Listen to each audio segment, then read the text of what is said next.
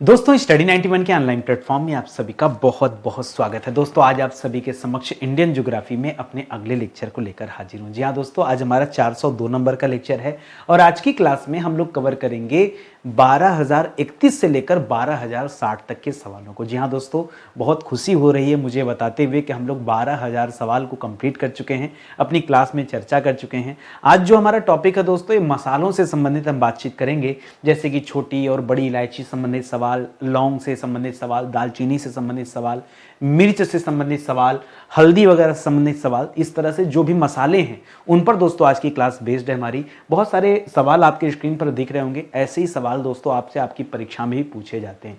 देखिए, मैं जब कोई विषय पढ़ाना शुरू करता हूँ ना, तो मैं कोई इब्बट छोड़ता ही नहीं हूँ कि नहीं सर हमने ये वाला टॉपिक नहीं पढ़ा ज्योग्राफी में। हम कंप्लीट आपको पढ़ाएंगे। इस क्लास को हमने शुरू किया था दोस्तों 331 नंबर से। हमारा 70 लेक्चर कंप्लीट हो चुका है। अगर आज ये क्लास हो जाती है तो हमारा 72 लेक्चर हो जाएगा। 72 लेक्चर सिर्फ और सिर्फ दोस्तों इंडियन ज्योग्राफी में ये मायने रखता है आप सभी के लिए। ठीक है, याद रखेंगे स्टडी 91 के प्लेटफॉर्म से बहुत सारे कोर्स लॉन्च किए गए हैं। जो हमारा सुपर सेलिंग बैच है दोस्तों, वो मॉडर्न हिस्ट्री का बैच है। एक बार आप डेमो क्लास पढ़ के देखो, ज़्यादा कुछ नहीं कहूँगा। एक बार डेमो इस क्लास में आ जाओ, आपको डेमो बैच दिया गया है। आप डेमो देख कर देखो, आपको खुद ही पता चल जाएगा कि कितनी अच्छी क्वालिटी वाली क्लास है। ठीक है, चलिए स्टार्ट करते हैं सीधे सवालों को। पहला सवाल दे रहा है कि विश्व का सबसे बड़ा मसाला उत्पादक देश दोस्तों कौन सा है। ठीक है, सबसे बड़ा, दुनिया में सबसे ज्यादा मसाला दोस्तों कहाँ पैदा होता है, तो याद रखिएगा आपका जवाब है भारत। जी हाँ दोस्तों, भारत में दुनिया का सबसे ज्यादा मसाला पैदा होता है। इस मामले में भारत का दोस्तों पहला रैंक है। इस मामले में नहीं दोस्तों, याद रखिएगा तीन चीजें यहां पर आपको ध्यान देना है। ठीक है, चाहे दोस्तों आपसे उत्पादन के बारे में पूछ ले, यानी प्रोडक्शन के बारे में पूछ ले, चाहे दोस्तों आपसे उपभोग के बारे में पूछ ले, या दोस्तों आपसे निर्यात के बारे में पूछ ले, एक्सपोर्ट। ठीक है, निर्यात। ठीक है, इन तीनों ही चीज में दोस्तों भारत का स्थान क्या है, पहला स्थान है। सबसे ज्यादा मसालों को पैदा भी भारत करता है, सबसे ज्यादा मसालों का उपभोग भी भारत ही करता है, और सबसे ज्यादा मसालों को जो है बाहर भी यही देश भेजता है। तो ये आप याद रखेंगे। ठीक है, एक चीज। दूसरा सवाल दोस्तों यहां पे याद रखेगा, अगर आपसे पूछे कि सर्वाधिक मसाला उत्पादक राज्य कौन सा है। ठीक है, बहुत ध्यान से पढ़िएगा। सर्वाधिक मसाला उत्पादक राज्य कौन सा दोस्तों, मैं आपको विश्वास दिलाऊं हर बच्चा इस सवाल में गलत जवाब देता है, पता नहीं क्यों, लेकिन उसके दिमाग में जो उत्तर फीड है वो कर्नाटक फीड है, वो दक्षिण भारत फीड है, जबकि दक्षिण भारत जवाब ही नहीं होगा। नंबर 1 पर दोस्तों याद रखेंगे मध्य प्रदेश आता है।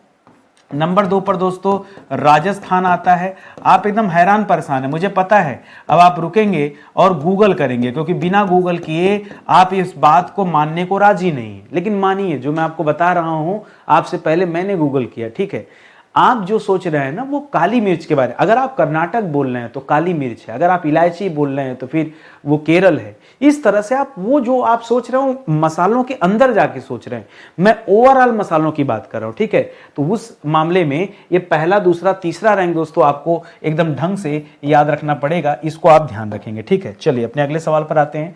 करा भारत से सर्वाधिक मात्रा में निर्यात किया जाने वाला, भारत में सबसे ज्यादा भारत से कौन सा मसाला दोस्तों दूसरे देश में भेजा जाता है। तो अगर यहां सीधे सीधे निर्यात की बात किया, निर्यात का मतलब हो जाता दोस्तों एक्सपोर्ट करना। ठीक है, कौन सा मसाला दोस्तों भारत एक्सपोर्ट करता है, तो याद रखिएगा काली मिर्ची। ये वही मसाला दोस्तों जिसके लिए अंग्रेज दोस्तों लालायित थे और भारत पर दोस्तों उन्हें कब्जा तक करना पड़ा। लंबे समय तक जो हम गुलाम बने वो इस मसाले के कारण ही बने। तो यहां पर दोस्तों नंबर 1 आप याद रखिएगा, ये तो काली मिर्च का सबसे ज्यादा एक्सपोर्ट होता है, काली मिर्च का। और नंबर 2 भी दोस्तों आपको हैरान कर देगा, याद रखिए आपने कभी नाम भी नहीं सुना होगा, मसाला तेल। सॉरी। ठीक है, दूसरा स्थान किसका दोस्तों, मसाला तेल का। पहला सबसे ज्यादा एक्सपोर्ट करता है काली मिर्च का, और दूसरे नंबर पे दोस्तों किसका, मसाला तेल का एक्सपोर्ट करता है भारत। ये आप याद रखेंगे, आपके लिए बिल्कुल नया सवाल है। अगला सवाल करा भारतीय मसाला बोर्ड की स्थापना दोस्तों कब किया गया। ठीक है, भारतीय मसाला बोर्ड ये कब बना दोस्तों, तो अगर टाइम पीरियड जानना चाह रहा दोस्तों तो सीधे बता दीजिए 1987 में मसाला बोर्ड की स्थापना किया गया है। लेकिन एक चीज और याद रखिएगा अलग से, आप उससे अगर अधिनियम पूछे, भारतीय मसाला बोर्ड अधिनियम, ध्यान दीजिएगा, भारतीय मसाला बोर्ड अधिनियम दोस्तों कब आया था? तो ये अधिनियम दोस्तों 1 साल पहले ही आ गया था, कंफ्यूज ना होइएगा, ये अधिनियम 1 साल पहले ही आ गया था, जबकि मसाला बोर्ड दोस्तों बाद में बना है। पहले अधिनियम आया है, बोर्ड दोस्तों बाद में बना है। इस बात को अपने दिमाग में याद रखिएगा, इंपॉर्टेंट सवाल है आपके लिए, ठीक है। चलिए आगे बढ़ते हैं। अगला सवाल दे रहा है कि आप बताइए मसाला बोर्ड जो बना, ये तो हमने पढ़ लिया, मसाला बोर्ड के बारे में आपने क्या क्या पढ़ लिया दोस्तों? एक तो आपने अधिनियम पढ़ लिया, ठीक है, कि ये जो अधिनियम है ये 1986 में आया था। दूसरी बात क्या पढ़ लिया दोस्तों? बोर्ड के बारे में पढ़ लिया कि जो बोर्ड बना है ये 1987 में बना है। अब आपके सामने तीसरी बात दे दिया कि ये जो बोर्ड है दोस्तों इसका मुख्यालय कहां पर है, ठीक है, इस बोर्ड का हेडक्वार्टर दोस्तों कहां पर है? तो ये हेडक्वार्टर दोस्तों दक्षिण भारत में है, याद रखिएगा कोच्चि में। और कोच्चि कहां पड़ता है दोस्तों? ये जगह जो है केरल के अंतर्गत आता है, कोच्चि केरल में दोस्तों ये हेडक्वार्टर है, इसको आप याद रखेंगे, ठीक है। अच्छा, एक सवाल मैं अगर आपसे यहां पूछूं ना कि ये जो बोर्ड है मसाला बोर्ड, ये किसको किसको लीड करता है, ठीक है, किस किस के उत्पादन की बात करता है दोस्तों? तो अगर ये तो कॉमन सी बात है जो मैंने आपसे पूछा कि ये जो मसाला बोर्ड है, ये जिस आप मसाला बोर्ड की बात कर रहे हैं, मसाला बोर्ड की बात कर रहे हैं, अगर मैं कह दूं कि दोस्तों ये मसालों को लीड करता है, मसालों में सभी प्रकार के मसालों की बात हो रही है, ठीक है, ये बात तो सही है। लेकिन अगर मैं आपसे कह दूं दोस्तों ये चाय को और काफी को भी दोस्तों क्या करता है? लीड करता है मसाला बोर्ड, तब आप दोस्तों परेशान हैं। आप सोचेंगे सर चाय बोर्ड अलग है, कॉफी बोर्ड अलग है, लेकिन ओवरऑल दोस्तों वो भी इस मसाला बोर्ड के अंतर्गत आ जाता है, ठीक है। वह इसके और इतना ही नहीं दोस्तों, ये तंबाकू वगैरह भी दोस्तों इसी बोर्ड के अंतर्गत आते हैं। उनका जो एक्सपोर्ट होता है, इन चीजों का जो एक्सपोर्ट होता है, उनका उसके विकास से संबंधित, उनके अनुसंधान संबंधित कार्य भी करता है।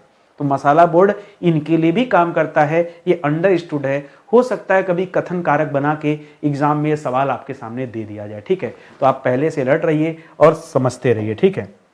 आगे बढ़िए अगले सवाल पर।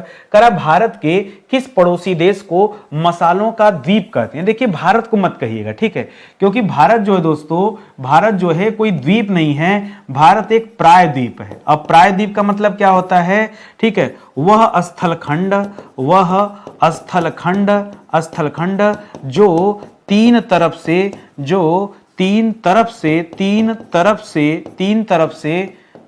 से जल से घिरा हो, ठीक है, जल से घिरा हो, उसे दोस्तों प्रायद्वीप कहा जाता है, ठीक है, उसे प्रायद्वीप कहा जाता है। जबकि यहां प्रायद्वीप नहीं पूछा जा रहा, आपसे तो सीधा सीधा द्वीप पूछा गया है और कह रहा है कि वो कौन सा पड़ोसी देश है।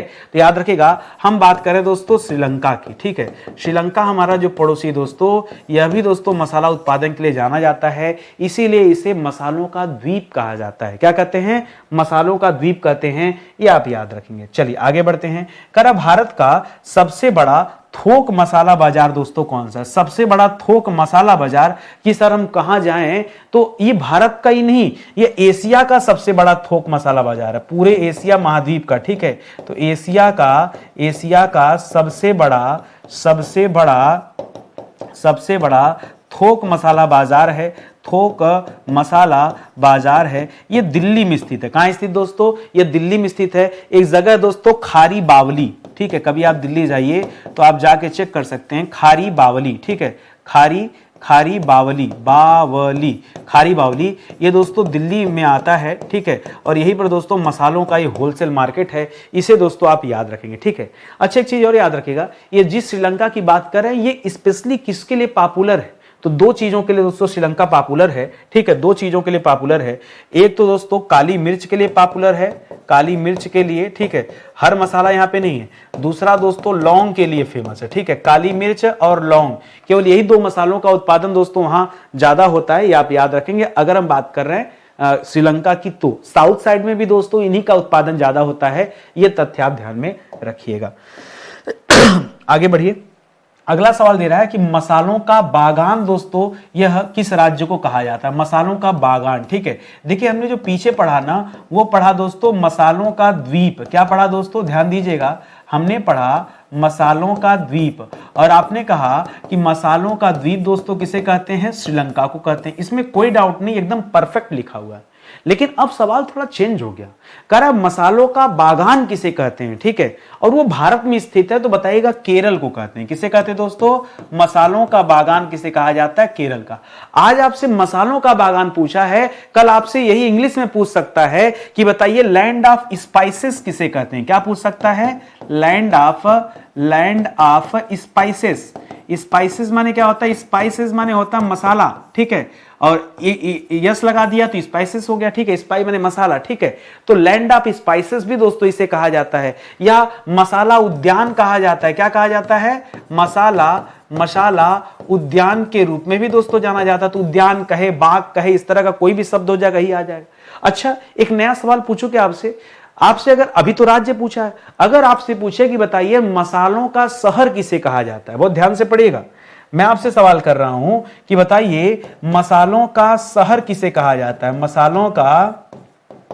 मसालों का शहर किसे कहते हैं? शहर। राज्य तो आपने बता दिया, द्वीप भी बता दिया ना। शहर पूछेगा तो कोझिकोड को बताइएगा। किसे बताइएगा? कोझिकोड, ठीक है। ये कोझिकोड दोस्तों पहले इसी को कालीकट कहा जाता था, ठीक है, कोझिकोड कालीकट, ठीक है। तो याद रखिएगा जो कोझिकोड है दोस्तों उसे मसालों का शहर कहा जाता है। क्या कहते हैं दोस्तों? मसालों का शहर। ये आप याद रखेंगे, ठीक है। तो ये बहुत अच्छा सवाल हो जाएगा, ठीक है। चलिए आगे बढ़ते हैं, अगले सवाल पर आते हैं। अगला सवाल दोस्तों हमें दे रहा है कि इलायची के प्रमुख उत्पादक दोस्तों राज्य कौन कौन से, कौन कौन सा राज्य। अच्छा, इलायची में छोटी और बड़ी दो तरह की इलायची होती है, ठीक है। तो हम इलायची यानी छोटी इलायची की बात करें तो इलायची के प्रमुख उत्पादक राज्य दोस्तों कौन कौन से हैं? तो सबसे ज्यादा इलायची का उत्पादन दोस्तों केरल राज्य में होता। अकेले केरल लगभग 58% दोस्तों इलायची पैदा करता। अकेले केवल केरल को ले लेंगे तो अकेले 58% दोस्तों इलायची पैदा करता है। इसके अलावा दोस्तों दूसरे नंबर पे सिक्किम आता है। सिक्किम ध्यान दीजिएगा दोस्तों, सिक्किम स्पेशली बड़ी इलायची के लिए जाना जाता है, ठीक है। सिक्किम बड़ी इलायची का सबसे ज्यादा उत्पादन करता है। भरोसा नहीं हो रहा होगा लेकिन यही आंकड़ा है। और जो केरल दोस्तों ये छोटी इलायची का सबसे ज्यादा उत्पादन करता है, ठीक है, छोटी इलायची का सबसे ज्यादा उत्पादन करता है। तो दोनों दो बातें हैं, इसलिए स्पेशली दोस्तों आप इसे याद रखेंगे। मुझे पता है बड़ी इलायची के बारे में ये सिक्किम का नाम सुनकर के आपको कंफ्यूजन हो रहा है। कंफ्यूज मत होइए, वहां पर एक अनुसंधान संस्थान भी है इससे संबंधित, ठीक है, तो उसको भी याद रखिएगा। चलिए आइए मुद्दे की बात करते हैं। करा भारतीय इलायची के प्रमुख आयातक देश कौन कौन से? भाई भारत से इलायची को कौन कौन सा देश खरीदता है? खास करके मुस्लिम कंट्री। इस सवाल के आते हैं ना लोग यूरोप को पहला जवाब देते हैं। यूरोप नहीं दोस्तों, वो काली मिर्च खरीदता है, वो ठंडा प्रदेश है, उसको काली मिर्च की जरूरत है, इलायची की नहीं। अगर आप इलायची की बात करेंगे तो नंबर 1 पर दोस्तों आएगा सऊदी अरब, जो मुस्लिम कंट्री है उनका नाम आता है, ठीक है। तो याद रखेगा सऊदी अरब 1 नंबर पे। 2 नंबर पे दोस्तों कुवैत का नाम आता है। सऊदी अरब को मैंने कहा ना कि जो मुस्लिम कंट्री हैं वो इलायची दोस्तों ज्यादा यूज करते हैं, ये आप याद रखें। इसी के पास में बहरीन वगैरह है ये। हाँ, ऐसा नहीं कि वो यूके नहीं खरीदता है, आगे आएंगे तो यूके भी आपको मिलेगा, मतलब यूरोपियन कंट्री भी इलायची लेते हैं। लेकिन अगर ज्यादा कम की बात करेंगे तो ज्यादा दोस्तों ये सारे देश खरीदते हैं, इसलिए इनका नाम आप पहले याद रखिएगा। करा भारतीय इलायची अनुसंधान संस्थान या केंद्र, ठीक है। करा ये दोस्तों कहां पे स्थित है? आप जनरली दोस्तों सब्जी पढ़ते हैं। अच्छा, सब्जी अनुसंधान संस्थान कहां है दोस्तों? ठीक है, सब्जी का अनुसंधान संस्थान कहां है दोस्तों? तो सब्जी का है वाराणसी में। कहां है दोस्तों? सब्जी अनुसंधान संस्थान वाराणसी में है, ठीक है। गन्ना अनुसंधान संस्थान कहां है दोस्तों? यह लखनऊ में है, ठीक है, लखनऊ में, ठीक है, लखनऊ में। इसी तरह से दलहन अनुसंधान संस्थान कहाँ है, जो परीक्षा में पूछता है, याद रखिएगा ये आपके कानपुर में है, ठीक है। इसी तरह से चीनी अनुसंधान संस्थान कहाँ है दोस्तों? यह भी आपके कानपुर में है, ठीक है। ये सब याद करते चलिए, ठीक है। और बाकी चलिए, अच्छा इलायची भी पूछ दिया। करा इलायची अनुसंधान संस्थान कहां पर है? तो याद रखिएगा ये है मैलाडुंगपुरा, ठीक है, मैलाडुंगपुरा, ठीक है। केरल में दोस्तों यह जगह पड़ता है, तो साउथ में इसी तरह का नाम है, ठीक है, मैलाडुंगपरा, ठीक है, मैलाडुंगपरा याद रखेंगे। कहां पड़ता है, किस राज्य में स्थित है? तो केरल में दोस्तों स्थित है, केरल राज्य में स्थित है। इस तथ्य को आप याद रखिएगा, ठीक है। एक सवाल और, आज तो ये पूछा, कल आपसे पूछ सकता है राष्ट्रीय मसाला अनुसंधान संस्थान कहां पर है? ठीक है, मसाला अनुसंधान संस्थान, ठीक है, मसाला अनुसंधान संस्थान, ठीक है। अब आप सोचेंगे मसाला तो सबसे ज्यादा पैदा होता है एमपी में, लेकिन वहां पे नहीं, ये कोझिकोड में है, ठीक है, कोझिकोड में है। और आपने कोझिकोड के बारे में पढ़ा, ठीक है, क्या पढ़ा? सबसे ज्यादा दोस्तों मसालों का शहर बताया कि सबसे ज्यादा मसालों का उत्पादन करने वाला सिटी कौन सा है, तो कोझिकोड। तो इसको आप याद रखेगा। यहीं पर मसाला अनुसंधान संस्थान भी है। केला अनुसंधान संस्थान कहां है दोस्तों? त्रिची में है, ठीक है, जो दिमाग में आ रहा है, ठीक है, वो मैं आपको बता रहा हूं, ठीक है। ये कहां पर है? एक जगह है त्रिची। कौन सा जगह है? त्रिची। तो त्रिची में स्थित है, इसे याद रखेगा। ये सब आपके लिए इंपॉर्टेंट है जो आपको मैं समझा रहा हूं, ठीक है। आ गया ये करा बड़ी इलायची। चलिए छोटी इलायची पढ़ लिया। करा बड़ी इलायची के प्रमुख उत्पादक राज्य कौन से? पहले ही आपको बताया था कि बड़ी इलायची नाम देगा तो सिक्किम आप जरूर बताएगा, क्योंकि सबसे ज्यादा उत्पादन सिक्किम ही करता है, ये आप याद रखेंगे, ठीक है। तो यहां पे एक नंबर पे आप सिक्किम बता दीजिए, सिक्किम, ठीक है, सिक्किम। सिक्किम में स्पेशली सिक्किम याद रखेगा। और अगर दोस्तों आगे बढ़े तो और दूसरे नंबर पे दोस्तों आप पश्चिम बंगाल बताइएगा। पश्चिम बंगाल, पश्चिम बंगाल उतना ज्यादा नहीं है, लेकिन पश्चिम बंगाल का जो दार्जिलिंग है ना, दार्जिलिंग जो एरिया दोस्तों जहां पे चाय उत्पादन खूब ज्यादा होता है, ये दोस्तों बहुत ज्यादा दोस्तों ये उत्पादन करता है, स्पेशली दार्जिलिंग। तो इसको आप जरूर याद रखिएगा।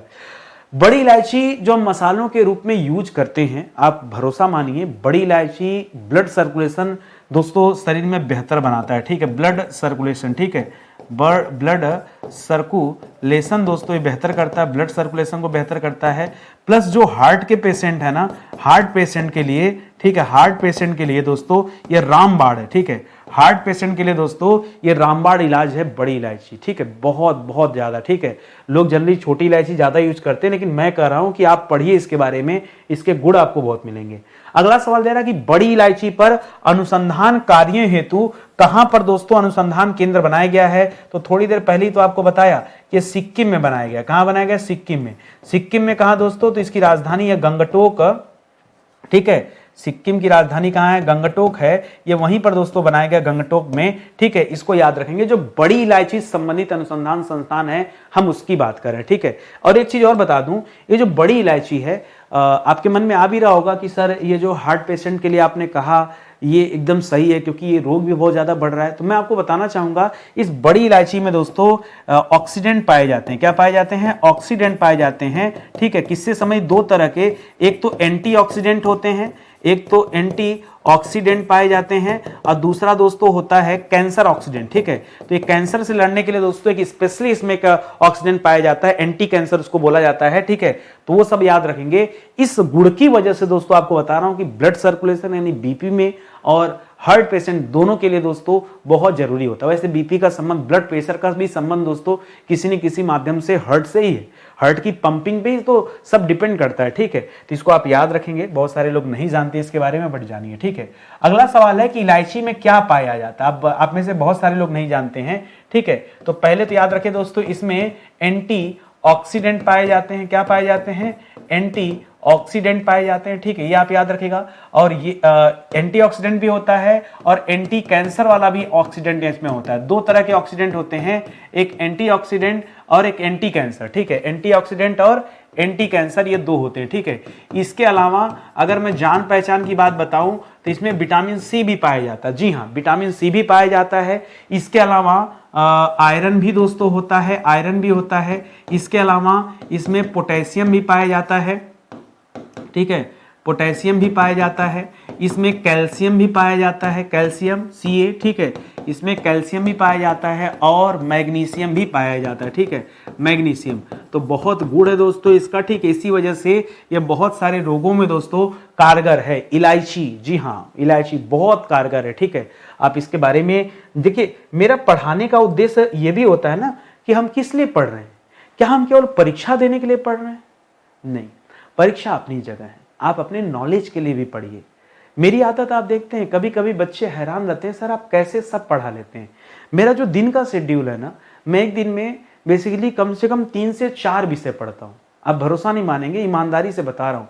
जैसे ज्योग्राफी पढ़ा रहा हूँ ना, तो आप ईमानदारी से बताओ, ये पढ़ाने के लिए मुझे भी तो पढ़ना पड़ता होगा। सिंपल सी बात है भाई, मैं अंतर्यामी नहीं हूं ना, मेहनत तो करना पड़ेगा, क्वेश्चन बनाना पड़ेगा, सोल्यूशन बनाना पड़ेगा, बच्चों को क्या दिया जाए रिसर्च करना पड़ेगा, तो हमें भी तैयारी करनी पड़ती है। तो एक तरफ ज्योग्राफी पढ़ना पढ़ाना, हिंदी पढ़ना पढ़ाना, हिंदी मेरी रोज क्लास चलती है, पर डे क्लास चली, तो हिंदी भी पढ़ना पढ़ाना।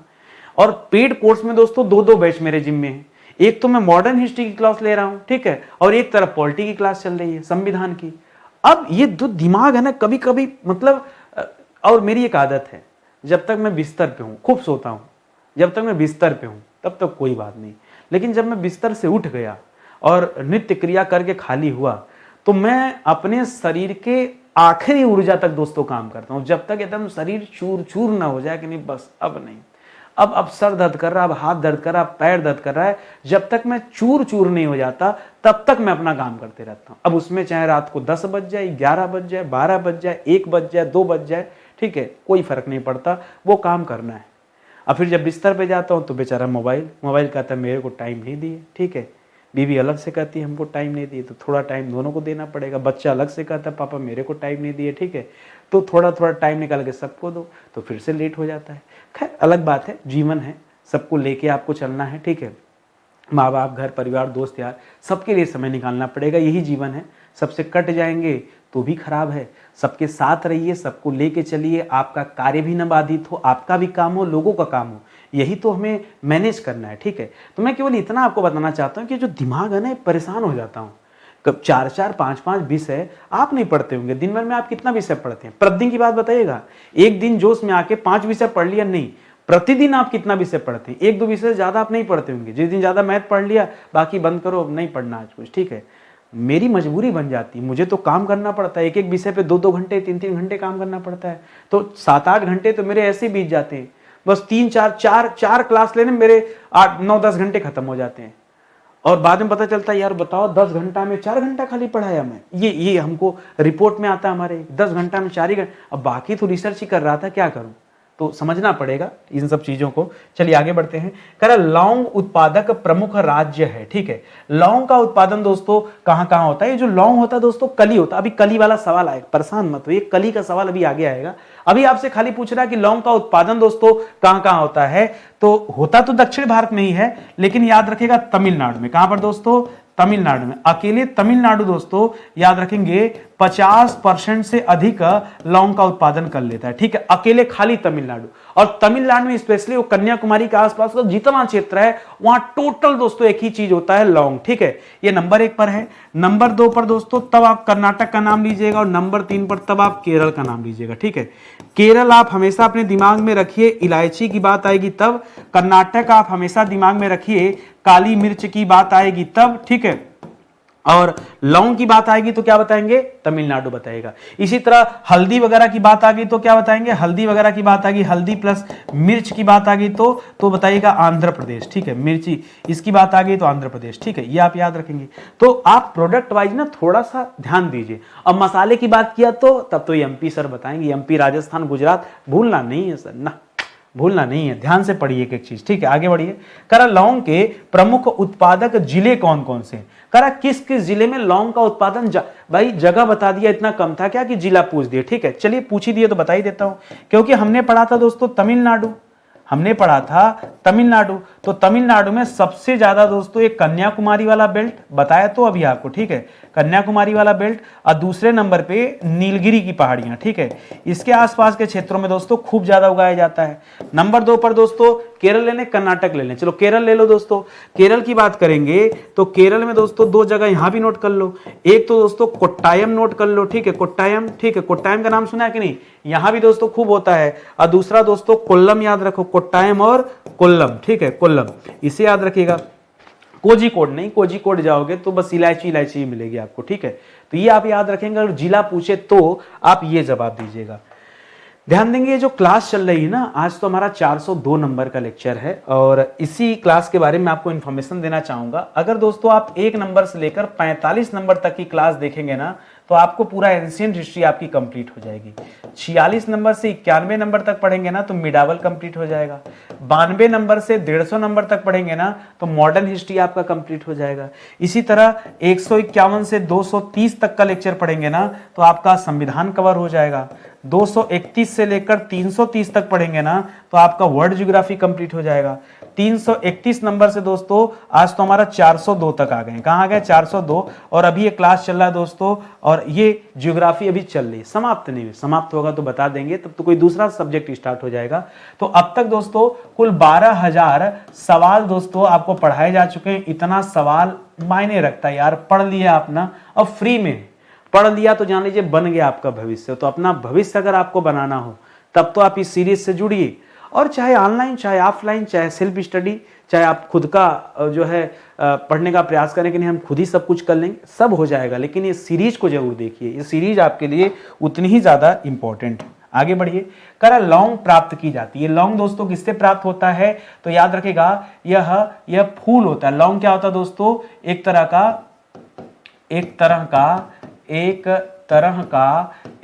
का कली है, ठीक है। एक तरह का क्या है दोस्तों? कली है। कली का मतलब फूल होता है, ठीक है। फूल है जो सूखने के बाद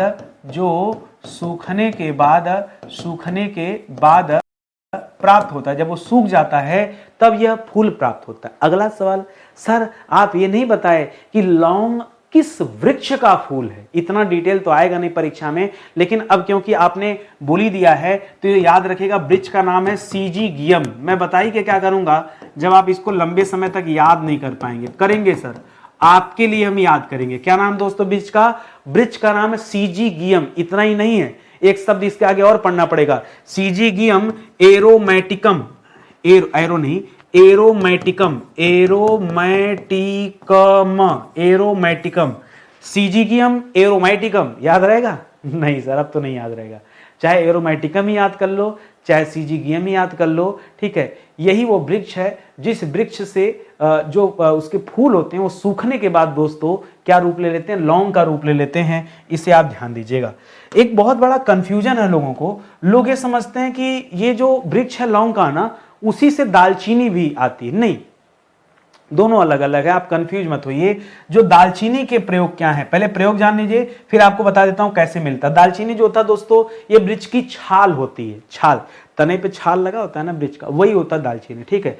करा दालचीनी का यूज क्या दोस्तों? तो याद रखेगा खाने में सुगंध के लिए, ठीक है। खाने में सुगंध बढ़ाने हेतु, ठीक है, बढ़ाने हेतु यह दालचीनी डाला जाता है। आप कहेंगे खाली सुगंध के लिए? नहीं भाई, खाली सुगंध को नहीं, ठीक है।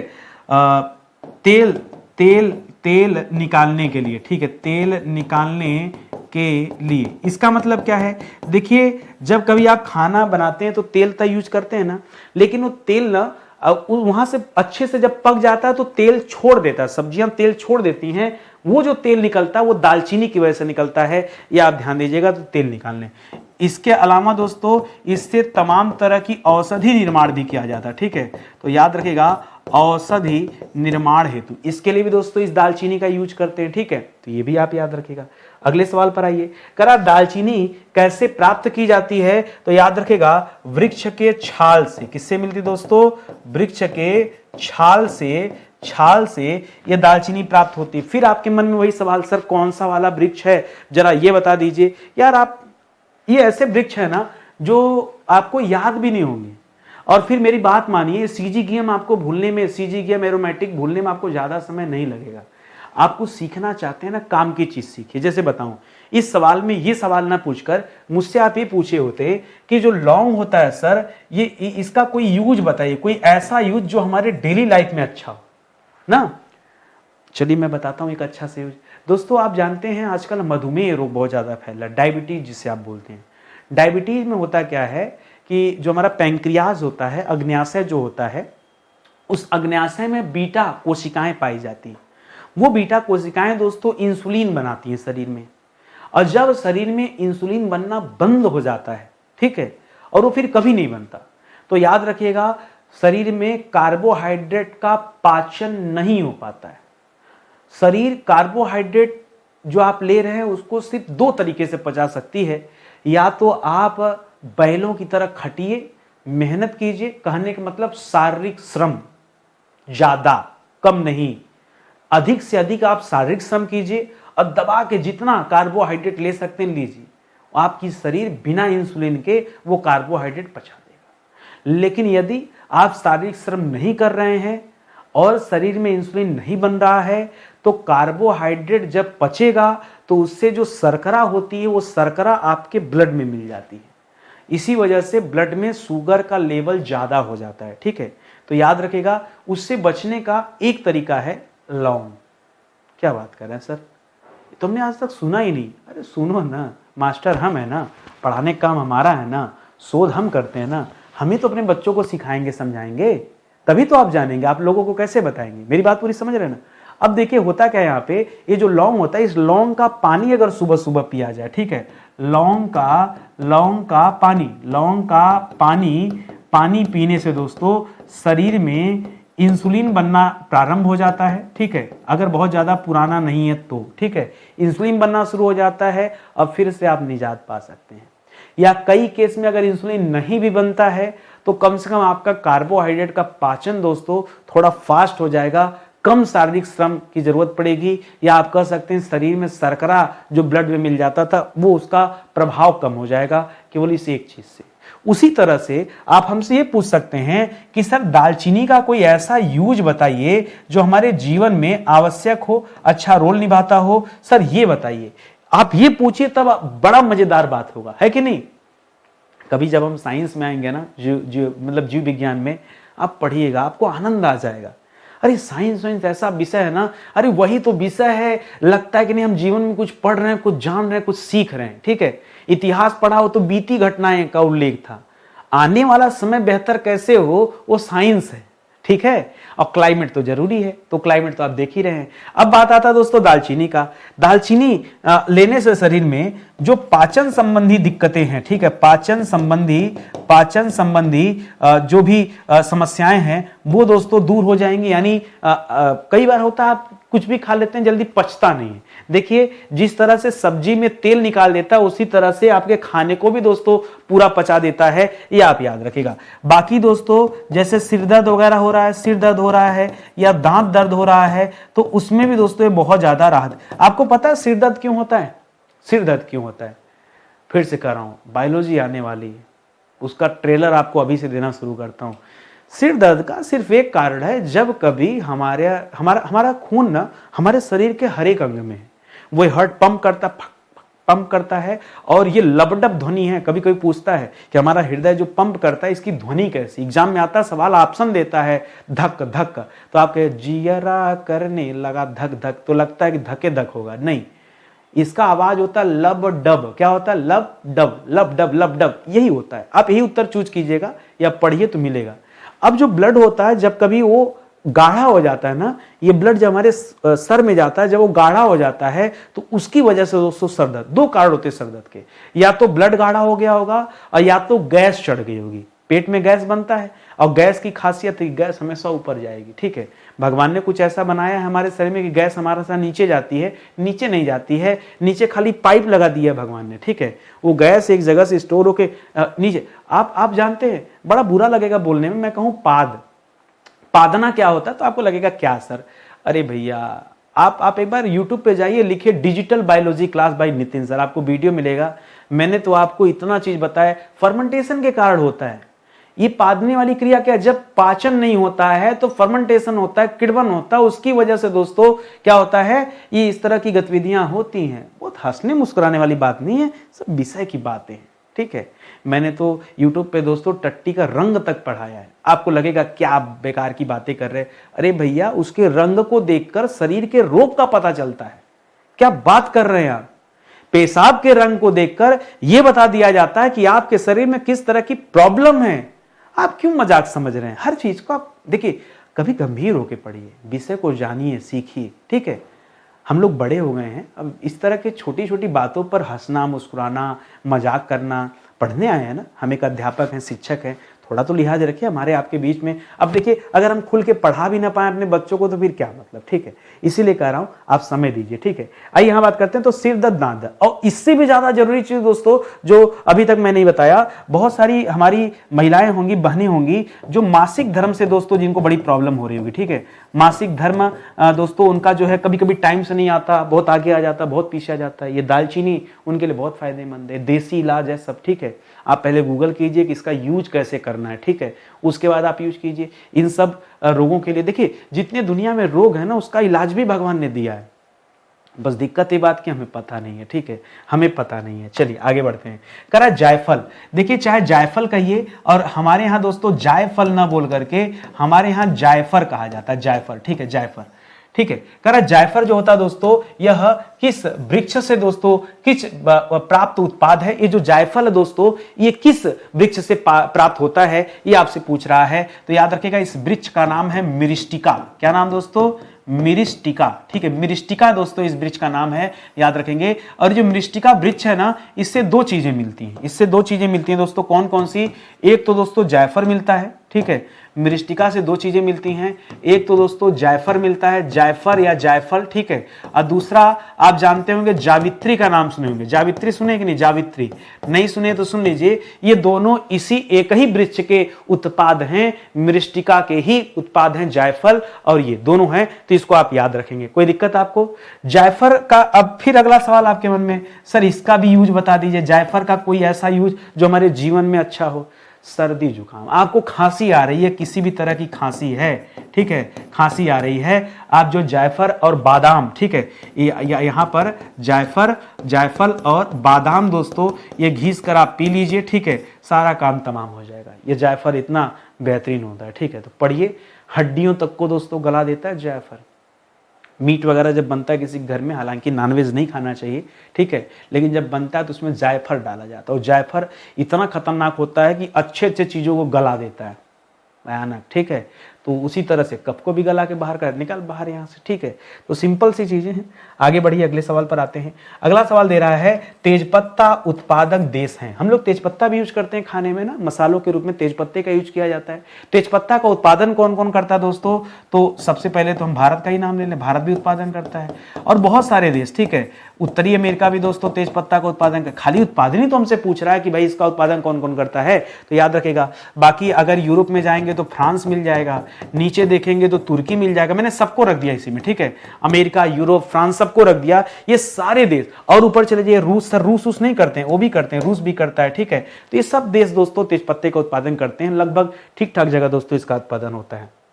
आगे बढ़िए, करा दालचीनी के प्रमुख उत्पादक क्षेत्र दोस्तों कौन से? पिछला सवाल यहां कहां से आ गया, चलिए कोई बात नहीं।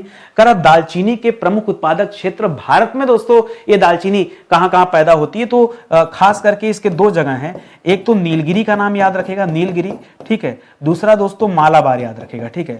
मालाबार जब आप पढ़ रहे हैं तो केरल ध्यान दीजिएगा और नीलगिरी जब पढ़ रहे हैं तो आप तमिलनाडु ध्यान दीजिएगा, ठीक है। ये हो सकता है पीछे का छूट गया रहा हो। तो ये दालचीनी के प्रमुख उत्पादक जगह है जो भारत में है, ये इसके बारे में आप ध्यान दीजिएगा, ठीक है। आगे बढ़िए, करा काली मिर्च का पौधा कितने समय बाद फल देने लगता है? ठीक है, अगर काली मिर्च की बुआई की जाए, ठीक है, तो दोस्तों ब्लैक पेपर इसे कहते हैं, तब दोस्तों कितने समय बाद दोस्तों हमें फल मिल सकता है? तो याद रखेगा 3 साल, ठीक है, लगभग 3 साल का समय लगता है इस काली मिर्च को फल देने में। जो इसका पौधा होता है फल दोस्तों इतने समय में देता है, याद रखेंगे।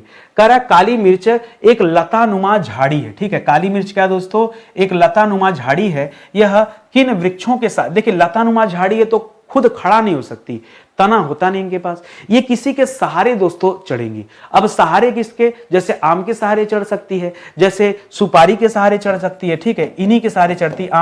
आम हो गया, सुपारी के वृक्ष हो गया, उसके आसपास लगा दिया गया, कटहल के सहारे दोस्तों लगा दिया गया, ठीक है, तो इनके आसपास लगा दिया जाता है, इन्हीं के सहारे काली मिर्च जो ऊपर चढ़ जाती है, जैसे अमरबेल वगैरह होता है, उसी तरह से दोस्तों ये भी होता है, तो इसे आप ध्यान में रखेंगे, ठीक है। करा भारतीय काली मिर्च का निर्यात मुख्य रूप से दोस्तों किन देशों को किया जाता है? अरे काली मिर्च के लिए तो पुर्तगाली और बाकी के जो अंग्रेज थे इसी के लिए तो आए थे, उनको अपने मीट पे डाल के वो खाना था। तो याद रखेगा इसका सबसे ज्यादा एक्सपोर्ट दोस्तों यूरोपियन कंट्री को होता है, यूरोपियन जो देश हैं दोस्तों उनको होता है। अब इसमें चाहे यूके का नाम ले लीजिए, बाकी फ्रांस का नाम ले लीजिए, आप उधर जो है उसका पुर्तगाल का नाम ले लीजिए, इन सबको दोस्तों निर्यात। और जितने भी ठंडे प्रदेश हैं, ठीक है, जितने भी ठंडे प्रदेश हैं उन सबको एक काली मिर्च की जरूरत पड़ती है। जैसे उत्तरी अमेरिका ठंडा होगा, वहां पे रसिया, अलास्का, वो सब मंगाते हैं। क्यों? काली मिर्च शरीर में गर्मी पैदा करता है। समझ में आ रहा है? बस, तो जो ठंडे प्रदेश हैं उनको अपने शरीर में गर्मी चाहिए, नहीं लेंगे गर्मी तो खत्म हो जाएंगे, ब्लड जमने लगेगा, दिक्कत हो जाएगी, काली मिर्च लेंगे, ठीक है। आगे कह रहा है कि काली मिर्च के प्रमुख उत्पादक राज्य कौन से, कौन कौन सा राज्य दोस्तों काली मिर्च पैदा करता है। तो कर्नाटक पैदा करता है भैया काली मिर्च, ठीक है। तो आप यहां पे लिख सकते हैं कर्नाटक, केरल, साउथ वाले ज्यादा है, ठीक है। तो लिखिएगा दोस्तों यहां कर्नाटक डाल दीजिए, दूसरे पे दोस्तों केरल याद रखिएगा, तीसरे पे दोस्तों तमिलनाडु ना डाल के डाल दीजिए तमिलनाडु। मैं सोचा एक पूर्वोत्तर का बता दूं, असम भी दोस्तों उत्पादन करता है, ठीक है, और तमिलनाडु आप डाल ही दीजिए, ठीक है। चलिए यहाँ, ठीक है, तीसरे पे मत डालिएगा, पहले असम डाल दीजिएगा पूर्वोत्तर वाले में, ठीक है। असम राज्य वो भी दोस्तों काली मिर्च का उत्पादन करता है, याद रखेंगे। कह रहा मिर्च का पौधा ब्राजील से भारत दोस्तों किसके द्वारा लाया गया। ये मिर्च का पौधा दोस्तों भारत कौन लाया था, अंग्रेज या पुर्तगाली या कोई और, या जैसे बाबा बुदन चले गए और काफी लेके चले आए वैसे कोई लाया, ठीक है, कोई भारतीय ने नहीं, इसको दोस्तों पुर्तगालियों द्वारा लाया गया, ठीक है। इसे किसने लाया था, इसे पुर्तगालियों द्वारा भारत लाया गया, ये आप याद रखेंगे। अच्छा, बहुत कुछ सर इस तरह से पढ़ते आए हैं, ठीक है। क्या क्या पढ़ा जाए इसे, देखिए मैं आपको बताता हूं। कभी पुर्तगालियों की बात आए ना, तो जैसे आज मिर्च की बात आई, ठीक है, ऐसे मत पढ़िए। एक काम करता हूं, देश वाइज आपको पढ़ा दूं क्या, कौन सा प्रोडक्ट दोस्तों किस देश का, ऐसे पढ़ा दूं क्या, ठीक है। तो याद रखिएगा, चलिए यहीं से लिख लीजिए, पुर्तगाली दे दे तो एक एक करके याद रखिएगा। काली मिर्च इन्होंने लाया है, आलू इनकी देन है, नहीं लाते तो आलू से मुलाकात नहीं होता, और टमाटर भी दोस्तों इन्हीं का देन है, ठीक है। तो याद रखिएगा, काली मिर्च और आलू टमाटर डाल के सब्जी बनाइए, आनंददायक सब्जी बनती है, तीनों का कॉम्बिनेशन बड़ा बढ़िया है। इसको पुर्तगालियों ने लाया है, इसे याद रखेंगे, ठीक है। इसी तरह अगर मैं बात करूं दोस्तों मूलतः फसल, अगर उत्पत्ति की बात करूं, अगर मैं उत्पत्ति की बात करूं तो याद रखिएगा गोभी जो है दोस्तों, गोभी कहां की उत्पत्ति दोस्तों, याद रखिएगा गोभी जो है ये यूरोप की फसल है, नहीं पता ना। हम लोग गोभी यूज करते हैं अपने यहाँ, हमारे यहाँ नहीं है, हमारे यहाँ बैगन वगन होता था, हमारे यहाँ गोभी नहीं होता था। गोभी दोस्तों यह यूरोप से संबंधित है। हम जिस मटर का यूज करते हैं, मटर छिम्मी, हाँ, ये भी कहाँ का दोस्तों, यह भी यूरोप का। क्या बात कर रहे हैं सर, आज तो एकदम अलग चीज आपने बता दी, अलग ले लिया और अलग ले लो। और बताऊं आपको, बताओ मुझे भिंडी कहाँ की है, भिंडी दोस्तों हमारे आगे नहीं है, भिंडी अफ्रीका की है। अपने यहाँ क्या है सर, अपने यहाँ वही साग पात ले लो, ठीक है, पलकी, मेथी, मूली, जितना साग है ये सब अपने यहाँ है, ठीक है। ये जितने भी साग हैं अपने यहाँ के, बैगन अपने यहाँ का, बात वाला बैगन, ठीक है, ये सब अपने यहाँ के हैं, तो इसको भी याद रखेगा। कह रहा मिर्च को किस प्रकार की मिट्टी में उगाया जा सकता है। इसको दो टाइप की मिट्टी में दोस्तों पैदा किया जा सकता है। कितने टाइप की, दो टाइप की मिट्टी में। कौन कौन सी टाइप है, तो पहला लिखिएगा रेगुर मिट्टी। कौन सी मिट्टी दोस्तों, रेगुर मिट्टी, ठीक है। काली मिट्टी का दोस्तों नाम क्या होता है, रेगुर मिट्टी या रेगुर मिट्टी, उसी को बोलते हैं ना। और दूसरा नाम इसका लिखिएगा चिकनी दोमट मिट्टी, ठीक है, चिकनी दोमट मिट्टी, ठीक है, दोमट मिट्टी। इसमें भी दोस्तों मिर्च, इसीलिए तो दोस्तों ये जो मिर्च है ना, इसको कोई भी उगा लेता है, अपने घर में भी लोग उगा लेते हैं, ठीक है, तो इसको याद रखेगा। करा वैश्विक मिर्च उत्पादन में भारत का दोस्तों हिस्सा कितना है, ठीक है, मिर्च उत्पादन की बात कर रहा है, ठीक है। वैश्विक मिर्च उत्पादन में भारत का दोस्तों हिस्सा कितना है, हिस्सा मत पूछो भैया भारत का, ठीक है, क्यों, आंकड़े बहुत ज्यादा हैं, ठीक है। कितना, 50% से ज्यादा हिस्सेदारी दोस्तों अकेले भारत की है, अगर हम मिर्च उत्पादन की बात कर रहे हैं तो। और कौन सा राज्य है, पीछे मैंने बताया था, लिखा था, दिखाऊं क्या, आंध्र प्रदेश का नाम मैंने लिखा था, याद रखेगा। मिर्च उत्पादन के लिए कौन कौन जाना जाता है, आंध्र प्रदेश। आंध्र प्रदेश से ही अलग हुआ था दोस्तों तेलंगाना, तो इसको काहे छोड़ देंगे आप भैया, तेलंगाना भी जाना जाता है, तो आंध्र प्रदेश तेलंगाना, ठीक है। इसी तरह से अगर उत्तर भारत में आएंगे तो मध्य प्रदेश में इतना मसाला होता है, कुछ मसाला का नाम तो मध्य प्रदेश में याद रखे। और इसके अलावा दोस्तों पश्चिम बंगाल याद रखेगा, हाँ, पश्चिम बंगाल में भी दोस्तों मिर्च उत्पादन होता है, यह आप ध्यान में रखेंगे। अगला सवाल, कर हल्दी का सबसे ज्यादा उत्पादक राज्य कौन सा दोस्तों, तो हल्दी का उत्पादन भी दोस्तों आंध्र प्रदेश में ही होता है, ठीक है। और आंध्र प्रदेश से अलग हुआ था तेलंगाना, तो तेलंगाना में भी होता है हल्दी का, ठीक है। तो हल्दी आंध्र प्रदेश तेलंगाना इन दोनों जगह का है। अकेले आंध्र प्रदेश दोस्तों लगभग 57% हल्दी का उत्पादन करता है। कितना, 57% हल्दी का उत्पादन ये अकेले आंध्र प्रदेश राज्य कर लेता है, इसे आप ध्यान रखेंगे। तो आज बड़ा कुछ पढ़े ना आप लोग, कुछ समझ में आया, कुछ आनंद आया। देखिए ये जो क्लास है ना, ये ट्रेलर है। बहुत सारे बच्चे पूछते हैं कि सर ये ट्रेलर है तो पिक्चर कौन सा है, पिक्चर थोड़ा लेट आ रहा है, ठीक है। अभी पिक्चर में दोस्तों एक ही पिक्चर आप देख पा रहे होंगे, मॉडर्न हिस्ट्री। पढ़ के देखिए, आपको समझ में आ जाएगा पिक्चर कहते किसे हैं। कोई भी विषय दोस्तों जब मैं पढ़ाता हूँ बहुत विधिवत पढ़ाता हूँ, उस विषय को पढ़ाने में चाहे जितना समय लग जाए, लेकिन मैं मानता हूं कि मेरे बच्चों को वो विषय सिर्फ अपने जीवन में एक बार पढ़ना पड़ेगा, बार बार नहीं, सिर्फ एक बार पढ़ना पड़ेगा, ये आप ध्यान दीजिए। तो आप आइए, साथ में जुड़िए, तैयारी कीजिए, अपने आप आपको समझ में आएगा कि कितनी क्वालिटी वाली क्लास यहाँ चलती है, ठीक है। मिलते हैं दोस्तों अगले लेक्चर में, तब तक के लिए धन्यवाद आप सभी का। क्लास अच्छा लगा हो तो लाइक, कमेंट, शेयर जरूर कीजिएगा, यही आपसे निवेदन है, ठीक है। धन्यवाद आपका। जय हिंद, जय भारत।